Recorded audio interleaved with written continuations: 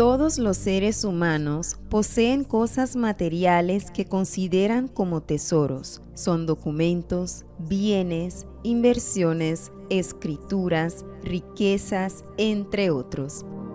Y a estos tesoros solo dan acceso a las personas de extrema confianza. Ahora, si nosotros tenemos este criterio, imagínese Dios. Y te daré los tesoros ocultos y las riquezas de los lugares secretos, para que sepas que yo soy el Señor, Dios de Israel, el que te llama por tu nombre.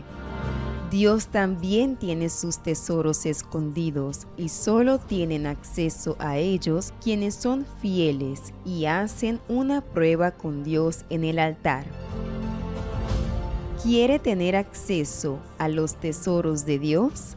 Domingo 6 de noviembre, la consagración de los fieles en la casa del tesoro, especialmente a las 8 de la mañana, otros horarios a las 3 de la tarde y a las 6:30 de la tarde, en la Iglesia Universal del Reino de Dios, calle Industria Paribas, número 32.